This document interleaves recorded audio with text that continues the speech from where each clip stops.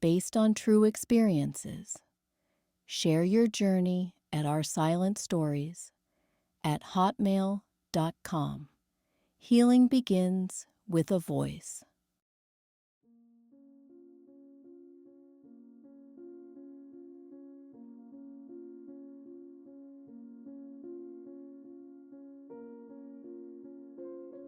People used to call me unshakable, the one who didn't flinch, didn't cry, didn't break. And for a long time, I believed them. Maybe I even needed to believe them, because it was the only version of myself I knew how to be. As a soldier, I was trained to control fear. You learned how to breathe through chaos, how to calculate before reacting, how to keep your heartbeat steady when everything around you was falling apart. Fear was not an enemy. Losing control was. And I became very good at control. Too good. When I left the military, I carried that same discipline into every part of my life. My job, my relationships, my friendships, even my silence. I thought strength meant stillness. I thought discipline meant worthiness. I thought being unbreakable meant I was safe. He loved that about me. At first, he'd tell people, "She doesn't fall apart, she's solid." He'd smile while saying it, like it made him proud to be with someone who didn't crumble. But slowly, that admiration turned into something darker. Soon, the qualities he claimed to admire became the ones he tried to destroy. Because some men don't want strong women. They want women who look strong on the outside, but bend easily on the inside. It began subtly. Little comments hidden behind humor. "You don't smile enough. You're too serious. You act like you're still in uniform." He'd say it with a laugh, but his eyes never matched the sound. At first I brushed it off. I had heard much worse in the military. But those comments planted seeds, small ones, and over time, they grew into doubts I hadn't known I could feel. When I got a promotion, he grew distant. When I worked late, he accused me of caring more about my job than about him. When I spoke confidently, he accused me of being arrogant. When I expressed an opinion, he said I was trying to dominate.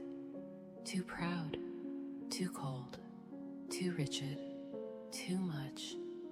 And the worst part, for a while, I believed him, because strength makes you easy to misunderstand, even by yourself. The first time he slammed a door, something familiar rushed through me. The same adrenaline spike I'd felt before combat. Except this time, there was no enemy to face, no mission to complete, no team to protect. Just me. And suddenly I realized I didn't know how to protect myself the way I had protected everyone else. I could disarm a man in seconds, but I couldn't find the courage to leave one. How do you walk away from someone who never hit you, yet still managed to shatter you slowly?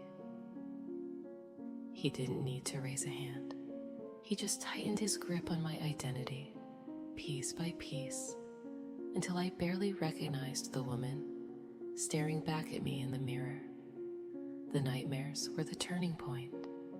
For years, I had dreamt of war. Loud explosions, sandstorms, radios crackling under pressure.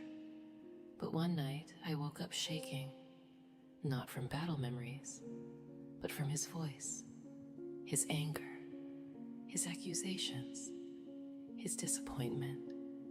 That's when I knew the danger wasn't behind me. It wasn't a memory.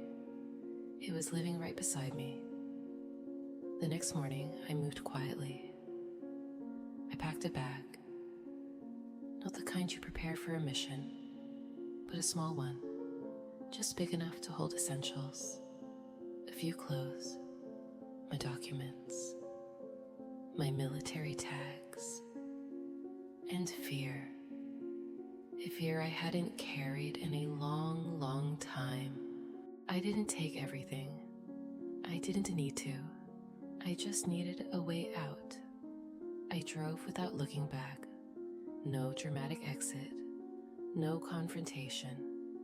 Just the hum of the engine and the pounding of my heart. For months after leaving, I told no one. Not friends. Not family. Not coworkers. I didn't want to be the victim. I didn't want pity. I didn't want the questions. I didn't want to hear, you're too strong for that. Because here's the truth no one tells you. Strength doesn't prevent you from breaking. Sometimes the strongest people break the hardest because they hold everything in until they can't hold anything anymore. Therapy was not something I wanted. The idea of sitting in a quiet room, talking about feelings like they were facts, it irritated me at first. Feelings didn't save your life. Discipline did. Control did. But eventually I realized the things I had buried under discipline were the very things that could set me free. So I kept going, week after week, even when every part of me wanted to run out of the room. I learned how to feel again, not like a soldier, like a human. I started painting. The first canvas looked like chaos. Splashes of red, streaks of black, patches of blue. My therapist said it looked like a storm trying to find a sky. I didn't know what that meant at the time, but I kept painting. I took long hikes, letting the silence of the woods wash over me. A silence that didn't threaten, didn't judge, didn't tighten its grip around my chest. A silence that healed. I learned how to cry without apologizing. The first time I did, it felt like something inside me cracked open. Like a dam I had reinforced for years had finally given way. It wasn't weakness, it was release. And slowly, very slowly, the woman I had lost began to return. Not in one moment, not in a sudden, dramatic transformation, but in tiny pieces. Smiles that felt real, breaths that didn't feel heavy, steps that didn't feel cautious, moments of joy that didn't feel stolen. Now, when people call me strong, I smile, because I finally understand that strength isn't the absence of breaking. It's the courage to rebuild. Strength looks different now. It looks like saying, I need help. It looks like resting when I'm exhausted. It looks like walking away from people who drain me. It looks like forgiving myself for staying too long. It looks like acknowledging that even I, the unshakable one, can fall apart. But I also learned something else. Falling apart is not the end. Sometimes it's the beginning. I don't wear armor anymore. Not because I don't need it, but because I finally trust myself to live without it. If you're listening and you've been holding everything together for far too long, if you've been pretending that being unbreakable is the same thing as being okay, I want you to hear me clearly. Being strong doesn't mean you never break. It means you finally understand that breaking is part of being alive. It means you learn that rebuilding yourself piece by piece is its own kind of victory. Even the strongest can be broken, but we can all rebuild.